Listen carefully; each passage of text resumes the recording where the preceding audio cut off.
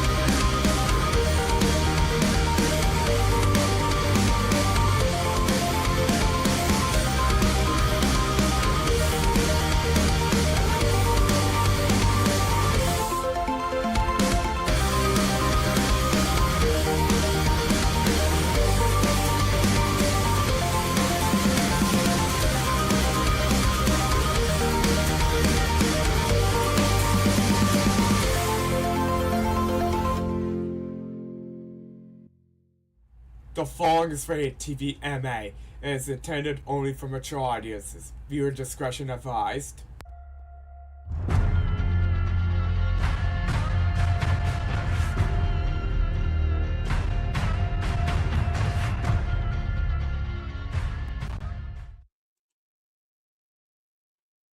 Claude Beauty isn't just a name, it's a statement.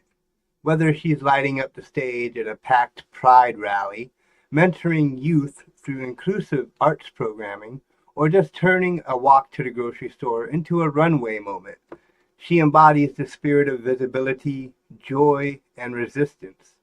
So today, no segments, no countdowns, no week in review, just real talk, real pride, and one unforgettable conversation with Claude Beauty.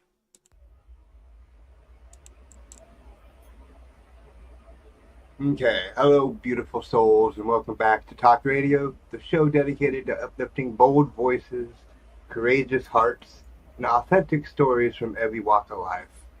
I'm your host, Jonathan Riehle, and today we are honored and thrilled to welcome an incredible creator, artist, and passionate advocate for LGBTQ plus visibility, mental health, and self-acceptance, the one and only Claude Beauty.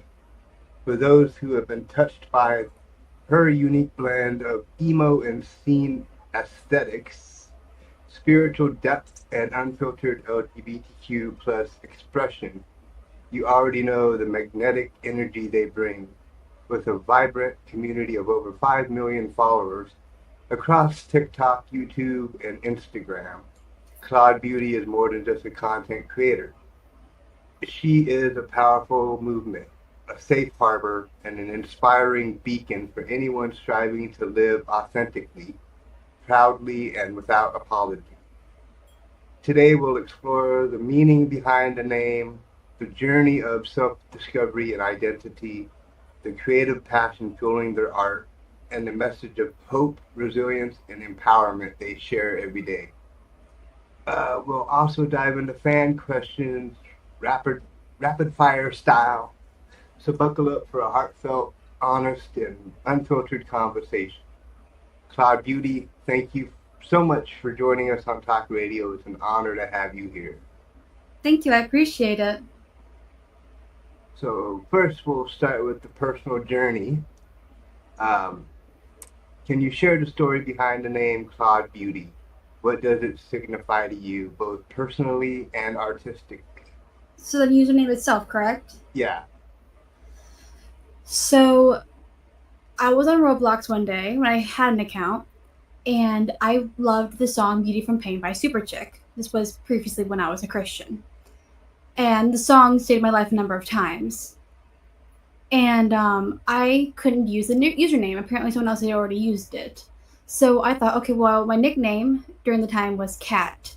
And so I thought, okay, well, let's use Claude, because cats claw things. Take the beauty from the song Beauty from Pain. So Claude Beauty, then my favorite Psalms, which is Psalms 101. Cool. How is your how has your personal journey shaped the kind of content you create and the messages you choose to amplify through your art and craft? One more time? How has your personal journey shaped the kind of content you create and the messages you choose to amplify through your art and craft? So I will start off that I originally started my account as an emo Christian, and while I do say this, I'm no longer a Christian. Nothing against them. If that is the journey you choose to pursue, I'm happy for you. But there is no denying that there are toxic religions out there and toxic people who abuse it, and that's the kind of message I try to amplify is exposing these toxic people and how to look out for them.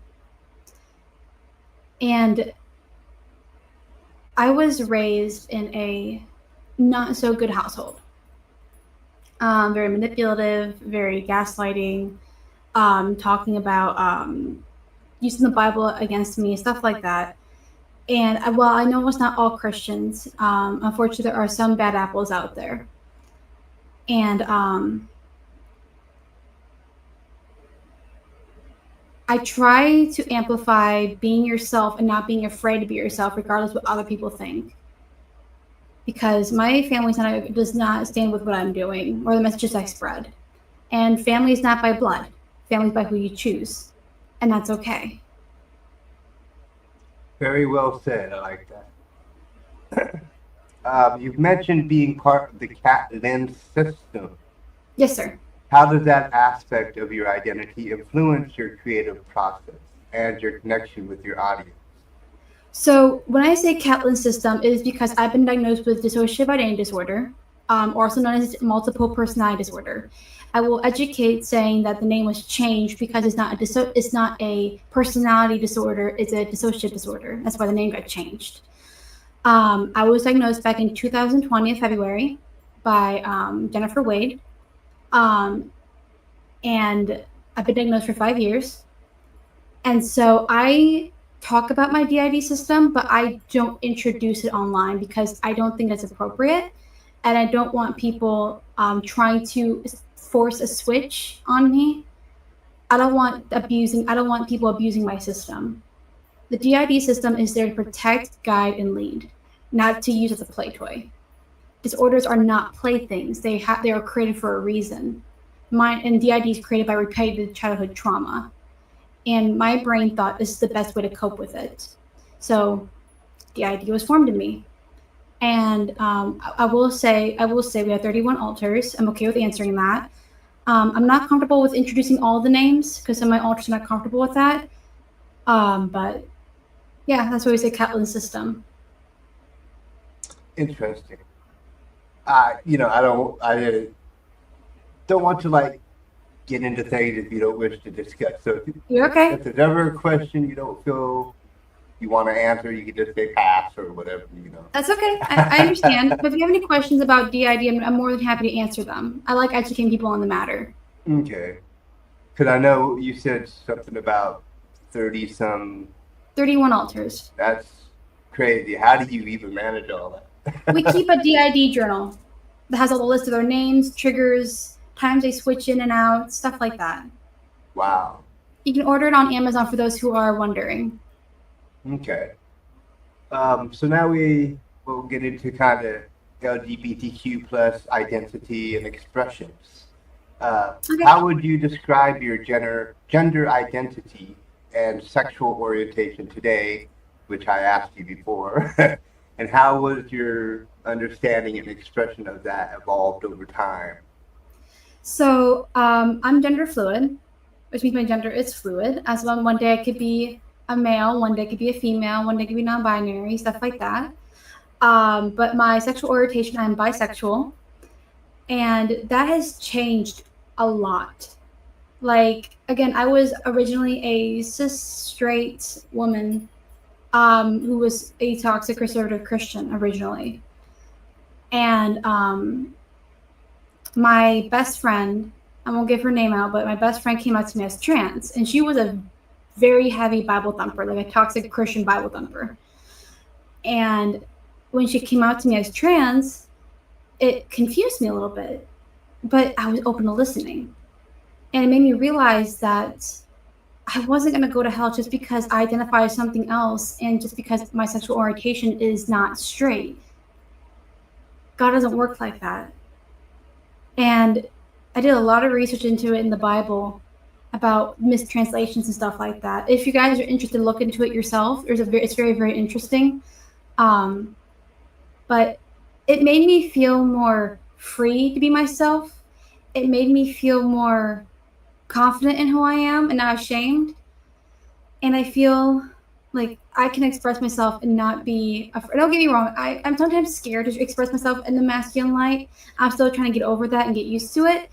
But I'm more confident and more okay with dressing differently, doing different styles, different fashion, go by different pronouns, and it's fun for me.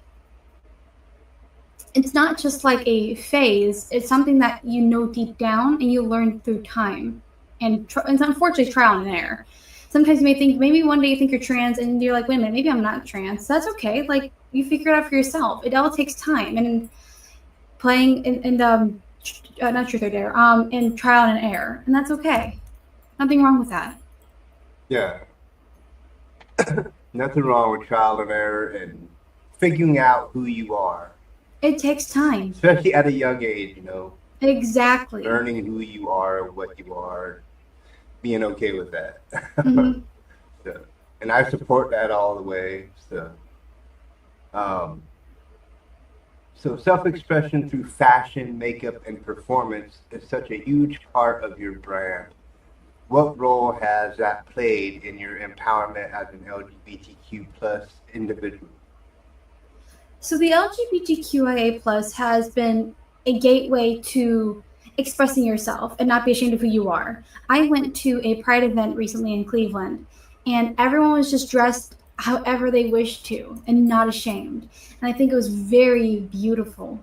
And I wasn't as confident with wearing crop tops or shorts or two pieces in the very beginning of my content creating. I was very scared because I felt like maybe this is too, maybe I'm not good enough or beautiful enough, or maybe I'm not. I saw myself as how the stereotypical woman should look like. But coming out as gender fluid has helped me to realize I don't have to look like the stereotypical woman. I can break that stereotype and look however I want. And it has allowed me to find my peace with the community. Because if you look, some other communities can be open and stuff, but they're not as open as the LGBTQIA community. Like you can dress alternative, goth, scene, emo, punk, rock, country, doesn't matter. You can dress however preppy for Pete's sake.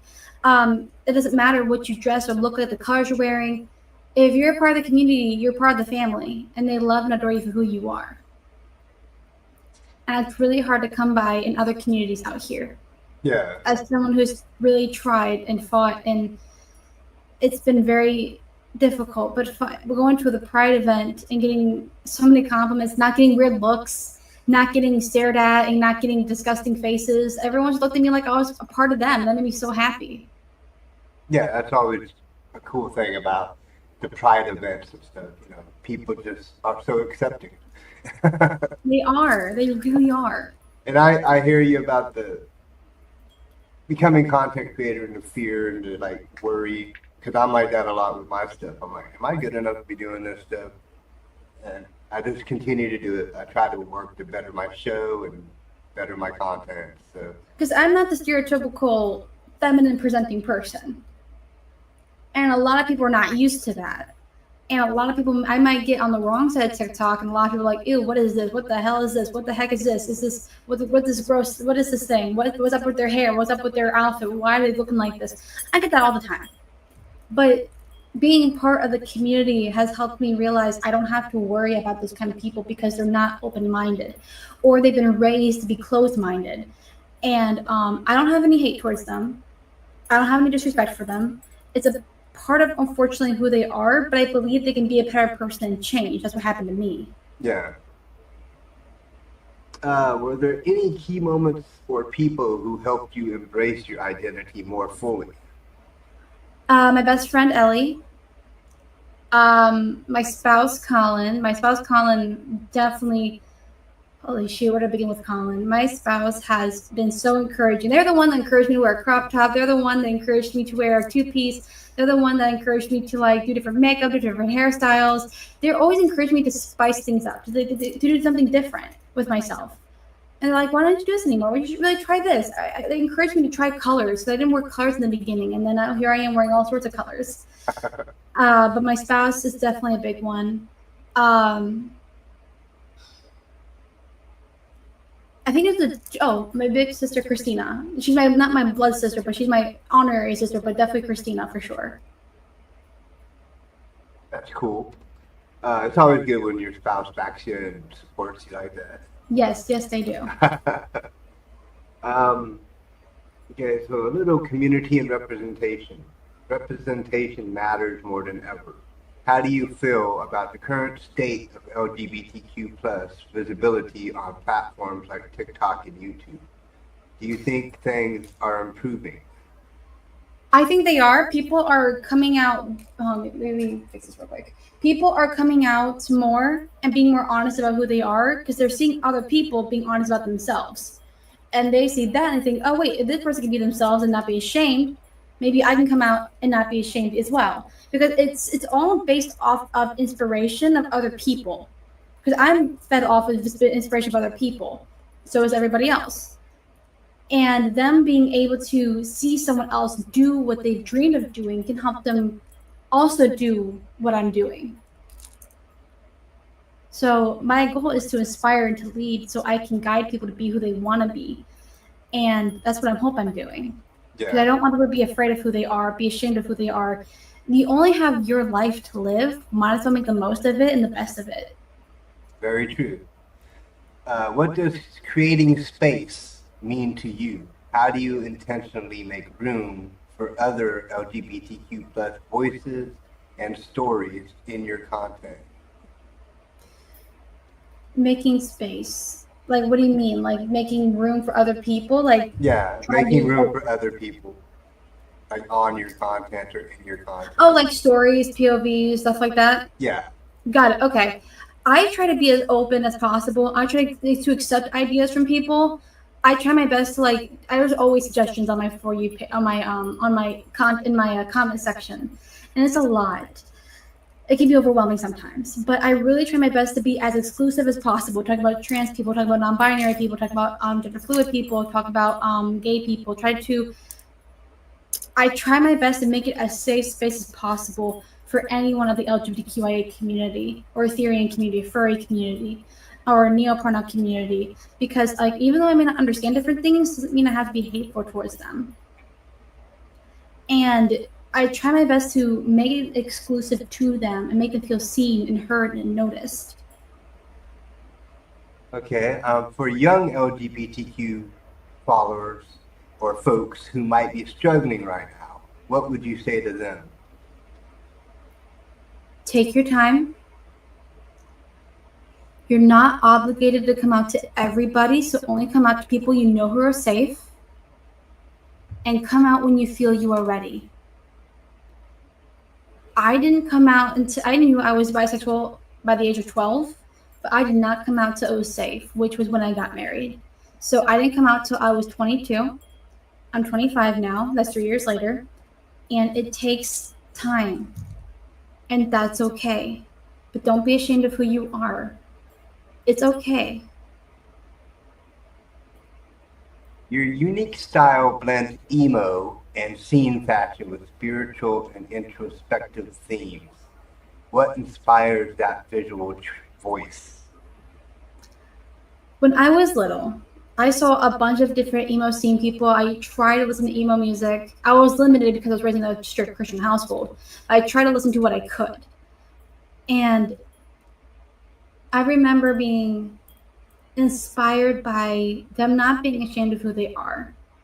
I remember being in awe in how they would express themselves. And I wanted to express myself. I really wanted to have a voice to tell other people to be who they ought to be and not be ashamed of it. Especially when it came to back then, the Christian community. It was very difficult to be emo in the Christian community because everyone would think you were of the devil or worshiping the devil and stuff like that. And it hurt a lot. It's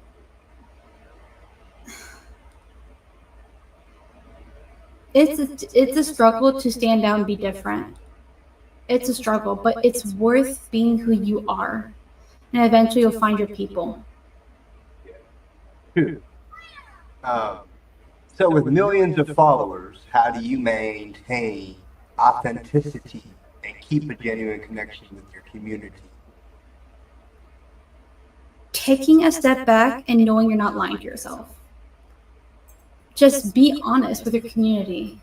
Like when I went back in September, I had to go to a residential mental health facility. I was honest about it. I didn't lie about it. I didn't hide from it. I said, because this could help someone else who needs to go to a residential place or go to a psych ward or something like that. Because my problems are not just my problems. They could be other people's problems as well. And this could help other people who are struggling. And that's what I tried to focus on is this could help someone else who's also struggling. And also, if I'm not authentic about who I am, I create a false visual of who I actually am. Like, oh, everything's fine. I don't want to be the TikToker where everything seems life and dandy, my life is perfect. I don't want to live like that. I don't want to be like that. That's not genuine. That's dishonest. That's a liar. Don't get me wrong. I don't share everything I don't share everything online because some things are not their business. And the right people respect those boundaries. But being authentic is important because your followers then don't feel like you're distant or feel like you're miles away. Your life is perfect. No one's life is perfect, and I don't want them to feel like mine is. I want them to feel like they can look at me and be like, wow, she's struggling just like I am. I can relate to that. Maybe I'm not alone in this after all. I don't want them to feel like they're alone in anything. Yeah. You're known for cultivating a safe space online. What does Yes. that space mean to you, and how do you keep it healthy and welcoming? Number one, I try my best to, there's certain things I may not agree with or understand, but I'm open to learning and understanding. I had no idea what Ethereum was for a long time, and then someone educating me about it. I don't get it. I support it though, and I think it's great. And plus, like something, it's not hurting anybody. There's certain religions I don't agree with, but I'm learning to learn about it, and I'm willing to still be friends with you, and educate myself about it. I'm more than happy to learn. If being open to being wrong about something is being held accountable. If you're wrong about something, be accountable about it. Just take accountability for it. It's not that hard. Um, but I try to keep it a safe space where they're not afraid. If I mess up, don't be afraid to call me out on it. Like, hey, we love you, we care about you, but you shouldn't have done this. You shouldn't have said this. I've had happened a couple times. I'm going to admit it. But taking accountability is so important. And as long as you take accountability for it and you change those mistakes, you're good. But that's how I try to keep a safe space doing that. But also, if someone has a disagreement, doesn't mean we can't be friends. Don't get me wrong, there's some things that are just black and white, like pedophilia, bad, get away from me. Zoophilia, no thank you. Rapist, murder, well then certain, you know what I mean? Stuff like that. No. We don't mess with that. Those are no. No, thank you. As long as you have set rules and set boundaries for different things, I think you're golden. Okay, challenges and resilience. You've bravely spoken out about hate and online harassment. How do you stay strong and resilient when facing transphobia or bigotry? Ooh.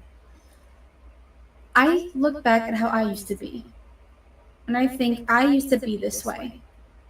Maybe if I should educate, maybe if I could educate them, show them a little bit of kindness, they too can change like I did.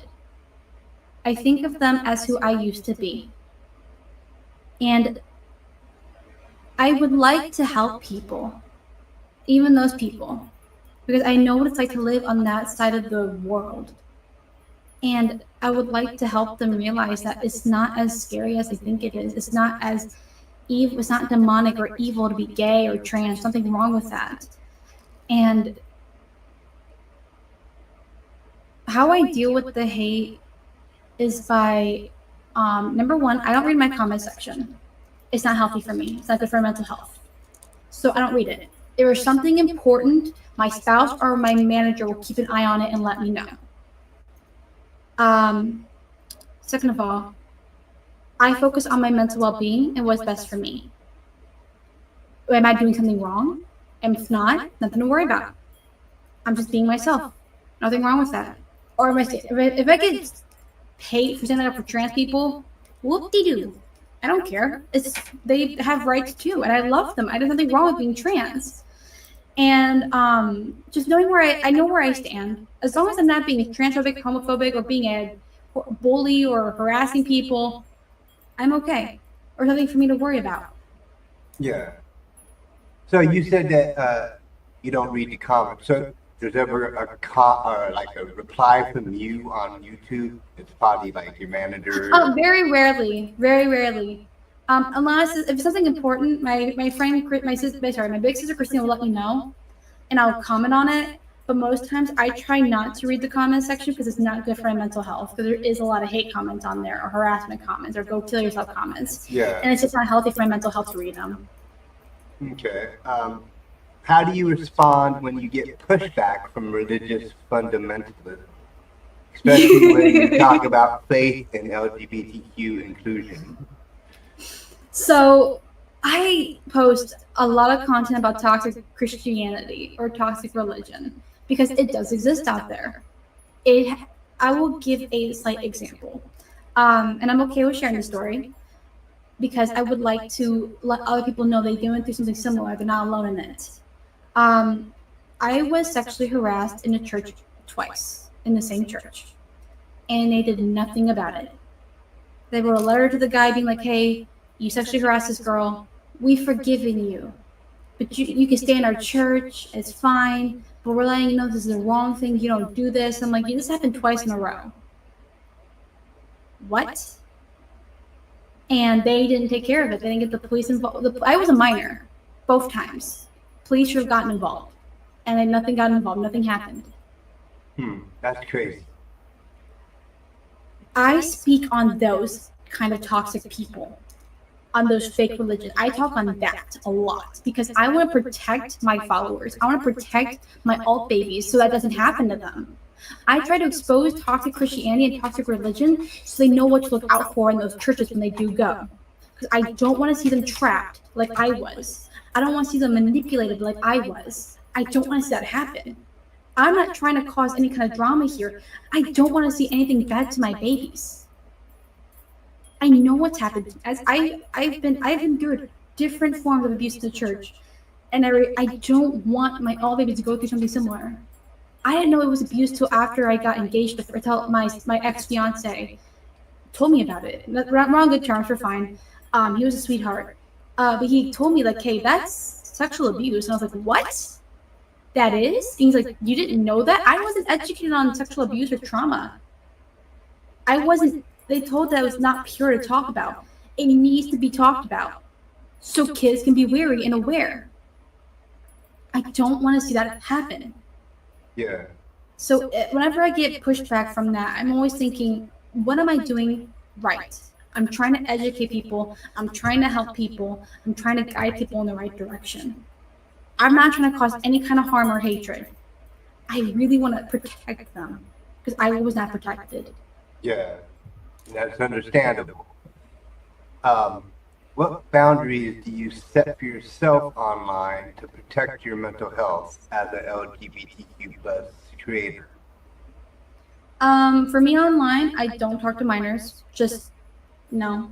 I don't think minors should be talking to adults like online. I don't think it's just for their safety and stuff like that. I don't think it's okay.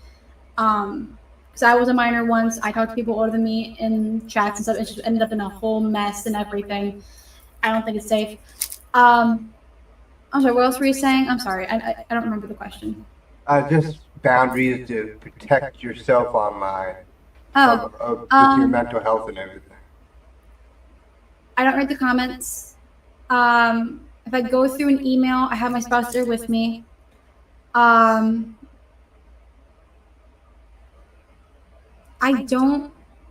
set boundaries with my followers. Like, I don't talk to just anybody.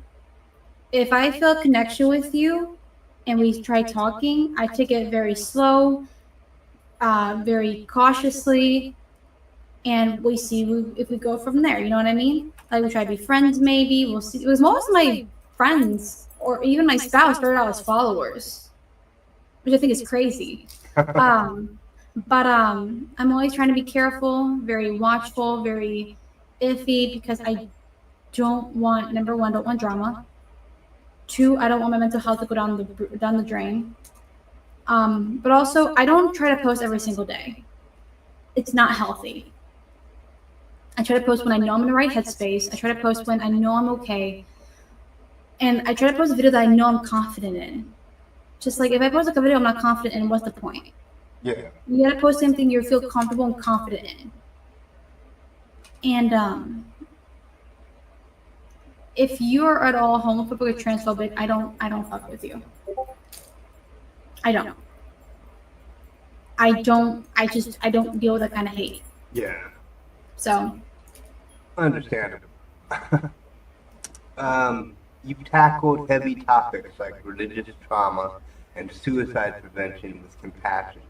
How do you plan, or how do you balance honesty and care around those issues? So whenever I talk about these issues, I usually say, "Hey everyone, trigger warning. We're going to talk about this issue." So in case people don't want to talk about it or hear it, they can leave. Especially if there's minors in there, because I do this on Twitch stream all the time, where I'm like, "Hey guys, we're talking about a triggering topic. Here's the topic. If you guys don't want to listen, you feel free to leave. It is okay. I'm not going to be mad at you or upset with you. You got to do what's best for your mental health." But I also try my best to be honest, because I know what it's like to feel like you're alone in struggling with different things. Like, I'm gonna give a honest example, trigger warning. I struggle with SH, or also known as self-harm, and I do struggle with that a little bit. And I try to be honest about it, but at the same time, I don't glorify it. You know what I mean? I don't be like, "Oh, look at me, I'm suffering. Look at me, I have all these cuts on my." I don't do that. I don't. If you're struggling, please seek professional help. It is okay to go to the psych ward. Make sure to go to the psych ward though. It is okay to seek professional help. It's okay to see doctors. I don't degrade people because they have to seek help. I don't degrade people because they're struggling. I don't degrade them because they broke their spree of not cutting or whatever, or mental health. I try to be as understanding as possible. A lot of my followers come up to me and be like, "Hey babe, not babe." They come to me saying, "Hey Kat, I cut again. I'm sorry." And I'm like, "Don't be sorry.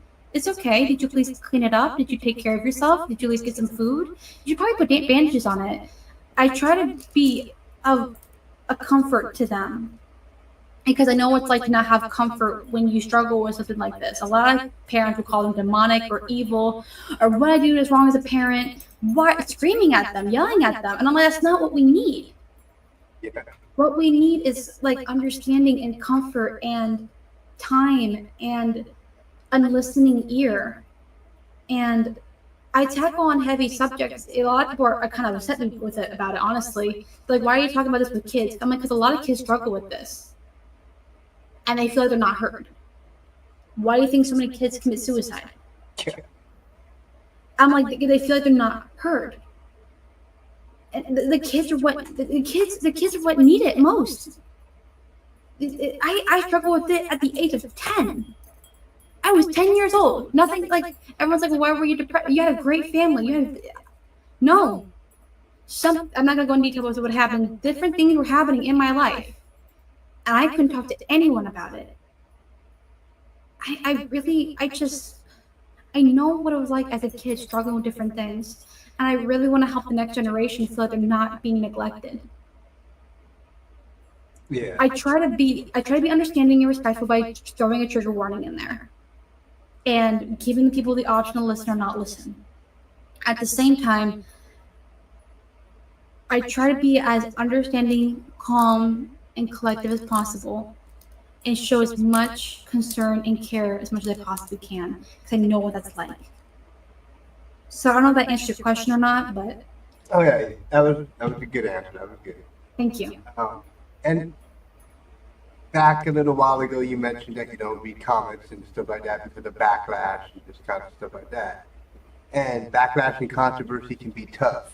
How do you Yes. navigate those moments? And what advice would you give to others learning to stand firm in their truth? Well, okay, so if you've done something genuinely wrong or accidentally, so I'll give you an example. So I wore gems up above my eyebrow. I had no idea that was cultural appropriation.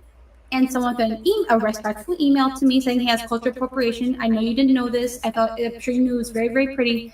But please don't do this anymore, because this is how it affects my culture," stuff like that. And I was like, "Oh, well, thank you for educating me. I won't do it again." Some people are like, "Well, it's not cultural appropriation. It's not this. Not well." I'm like, "Well, I'd rather not risk it and be respectful." You know what I mean? And so I stopped doing it altogether, because I didn't want to cause any more trouble, or cause any more. I didn't want to do that. But if you're doing something genuinely wrong, whether on purpose or accident, take accountability for it, and see the other side of the page before saying something about it. See the other side of it. Flip the coin around. Like, calm your ego down a little bit. and see from the other side, other person's perspective. Because a lot of times we want to defend ourselves, we want to get defensive. It's like take a minute to calm down, see where they're coming from, and if you need to take accountability for it, take accountability for it. Don't just be like, I'm so sorry. We don't want a sappy apology. We need a genuine answer, and we need like accountability. That's the one thing I feel like a lot of these content creators lack is accountability. Yeah. And I hate that. And be honest. Be honest. Be like, hey, I'm sorry, guys. I did not mean to do this. This was a total accident on my part, but still, I did my research. I did this, and I will change from now on. And as for other controversy, like LGBTQIA, being gender fluid, I stick with what I believe in and who I am. I'm not ashamed of those things. I'm not doing anything wrong. I'm living my right. I'm living my truth. Nothing wrong about that. So I'm not doing anything wrong. I'm not actively offending or actively doing something wrong to hurt people. I see nothing wrong with it. If you're telling me you're Etherean, I may not get it. Living your truth, that's all that matters to me. As long as you're not actively hurting someone and you're not like being a jerk about it and you're, but like I tell my followers, if I'm doing something wrong, if I accidentally offend something, let me know. Like, let me know. Send me an email. Send me a message. I've gotten some pretty hateful messages from Christians being like, "Why are you talking down about our religion? Why are you doing this?" And I'm like, "I'm not talking down about religion. In the title, it says toxic religion. I'm not talking about you guys. If you are good Christians and you are pro LGBTQIA, that's wonderful. We appreciate you. You get a cookie." But if you are actively being homophobic or transphobic and you actively are throwing hate on them, spitting on them, wishing they would go to hell, that's not love. That's not Christ-like love. So I agree.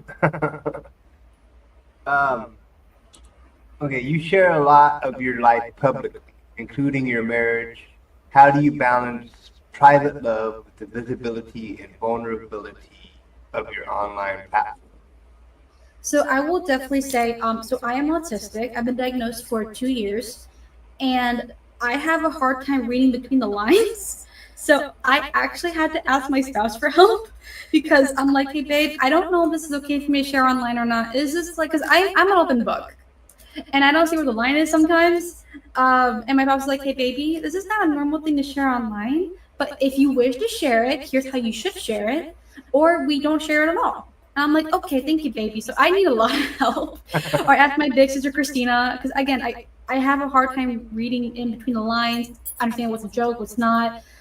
I have a really hard time understanding what's normal to share, what's not normal to share.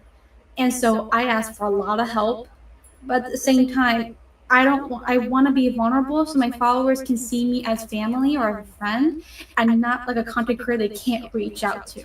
Yeah. Faith and fluidity seem to be part of your story. How do you incorporate your faith into your life and content while honoring the diversity of your audience? So, although I'm not a Christian anymore, I still have faith. I believe you don't have to have that religion to still have faith. And this faith honestly has got me through a lot. And again, these are those who are listening. This is not me pushing religion on you. If you don't believe, that's okay. If you're an atheist, we still love you. It's just from my own personal experience. But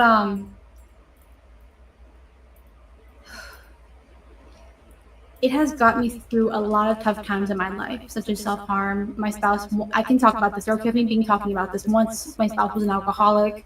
It got me through a lot of that. Repeat the question one more time. I'm sorry, I think I lost it. Faith and fluidity seem to be part of your story. How do you incorporate your faith into your life and content while honoring the diversity of your audience? So I try to be as open-minded as possible. As how I try to, because I know I have a diverse audience. So try to be as open-minded as possible and try to reach out to different diverse people. So like Ethereans, furries, cosplayers. I try to be as, what's word I'm looking for? Not adequate, but I try to be as not giving, What word I'm looking for? Accommodating. There we go, as possible. Because I want them to feel, I want them to feel that they're part of this Claude Army family too. That they're seen as well. That they're noticed. Don't worry, I get that way too sometimes. What word am I looking for? I don't know what I'm trying to think of. um, have you had any moments where your content made a direct, lasting impact on someone's life? And would you be able to or willing to share a story? I won't give names, but there was a time where I went to Kalahari um, to go to a convention. I went, and I remember I had 30 bracelets on me. I had the last bracelet on. I was giving them away to followers I met, and I had one last bracelet on me. And there was this woman who came up to me and was like, "Could I take a moment of your time?" And I was like, "Yeah, sure. What's up?" And she's like, I just started crying, and she's like, "I need to tell you that I had a miscarriage, and your videos helped me get through it." And I was like, "I'm sorry, what?" And I gave her the last bracelet, obviously, but she was like telling me how I forgot which video it was, unfortunately, but the videos kept her going and not being down and depressed, and helped her to stand strong in who she is and be hopeful about everything else going on. And it meant a lot to me that my videos could reach such a diverse amount of people. Like, no matter who they are, what they're going through, it can touch so many lives and people. Um, I host meet and greets every now and then. I'm hosting a meet and greet July 27th of this year. For those who are curious, please visit my Instagram, TikTok, or YouTube for more information. But I hear so many stories about kids struggling with their parents and saying my videos get them through their day, their videos help them get through school, my videos help them get through their bullying. And it means the world to me that it gets them through it, because I try to reach out to everyone. My videos aren't just meant for one person, it's meant for everybody. And so that's one of the most touching stories that I can remember, or one of the stories I'm allowed to share. Yeah. How do you balance educating your audience while also keeping your content entertaining?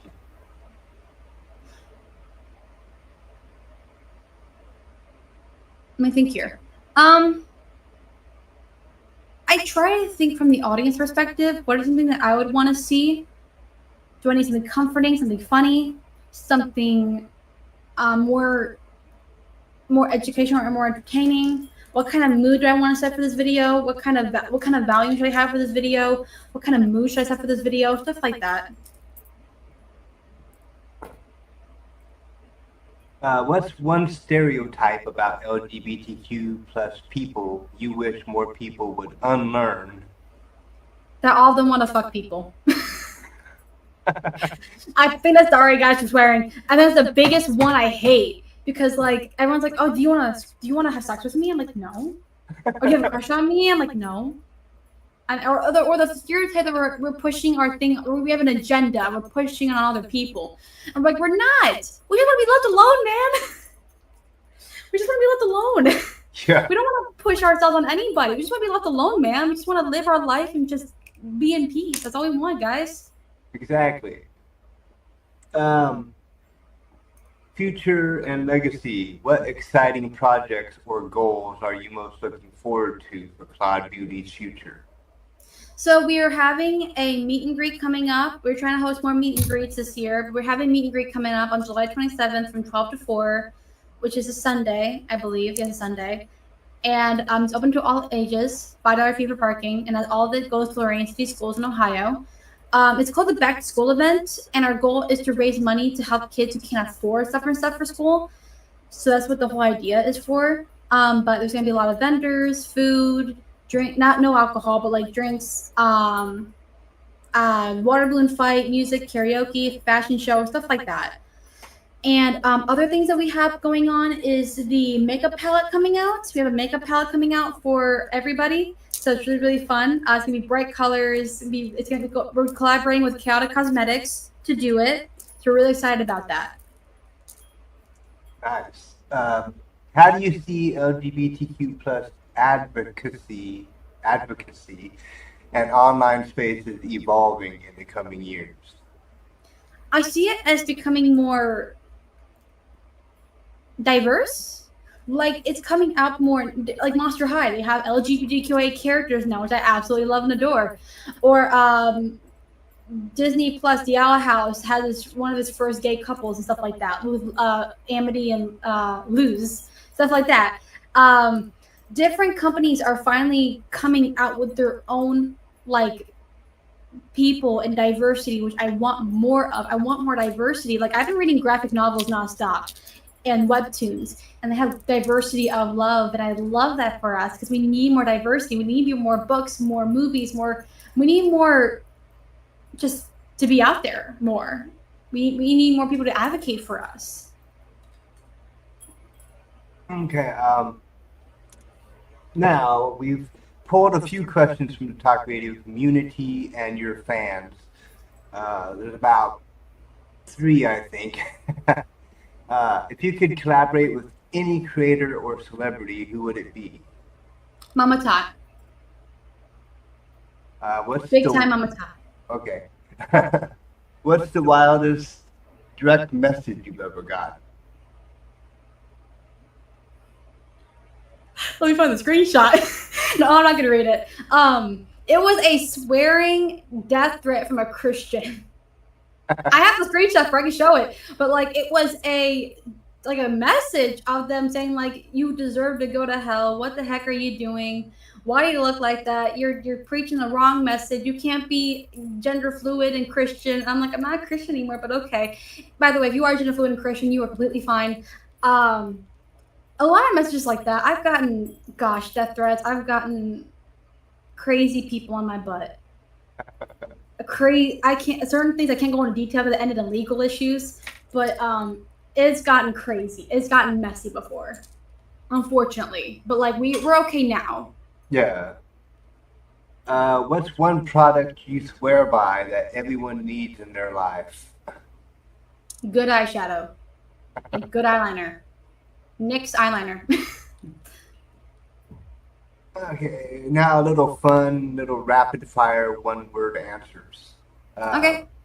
Little this or this things. Okay, go for it. Like heels or platforms, Platforms. leather or lace, Leather. signature color, Rainbow. choker or hoops, Choker. drag brunch or silent disco, Drag brunch. sage or glitter bomb, Glitter bomb. muse or rebel, Rebel. solo dance party or deep journaling, So deep journaling. golden hour or midnight magic, Midnight magic. one emoji that describes you today. One what? Emoji. Oh my gosh. The black heart. First pride or most recent pride? What does that mean? Like your first pride event or your most recent pride event? Which is like most memorable or Recent pride event. coming out or growing into yourself? Coming out. Chosen family or lifelong crew? Chosen family, obviously. Say it loud or keep it cryptic. Oh no, say it loud. Gotta communicate. And who's your pride icon? My pride icon is Icon for Hire. Her name's Ariel Bloomer. She's a singer. Okay, biggest lesson of the year so far.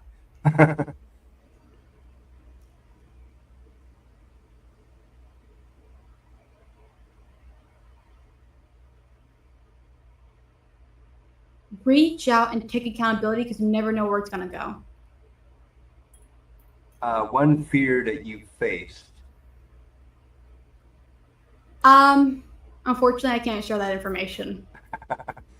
Okay, that's fair enough. Truth or dare? Truth. Magic or logic? Magic. And finally, past life or parallel universe. Parallel universe. Okay, so Cloud Beauty, you are truly a force of nature, radiant, courageous, and unapologetically yourself. Thank you for sharing your truth so openly and bravely today. Your story and your voice remind us all that embracing our authentic selves is one of the most powerful acts we can undertake, and that by doing so, we help make the world a more compassionate, inclusive place for everyone. Before we let you go, please share with our listeners where they can find you online, what exciting projects are on the horizon, and how folks can support the growing Claude Kingdom. So you can find us on Facebook. Make sure the blue check mark's there. Instagram, TikTok, and YouTube, Claude Beauty, Claude underscore Beauty 101, or on Twitch, Claude underscore Beauty underscore Gaming 101. We do not have X or Snapchat. See, that's how I found you, is through a fan of yours. They were like, "Can you have an interview with Cloud Beauty?" And I was like, "Who's that?" And they had to like tell me, and then I searched up YouTube and just watched some videos. And oh, okay, I can And then if you want to reach support out. future projects, come to our meet and greet happening July 27th. We would love to have you. Cool, cool, cool. So again, I thank you for the time and taking the time out of your day to do the interview. So, Of course. and for now, I will let you go, and you keep doing what you're doing with your content creation and just reaching people and educating people. It's an awesome thing. We definitely try our best. Thank you so much. You are welcome.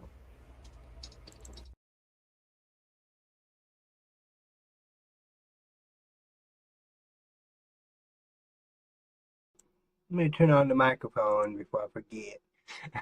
That was Claude Beauty, y'all. Unfiltered, unstoppable, unforgettable.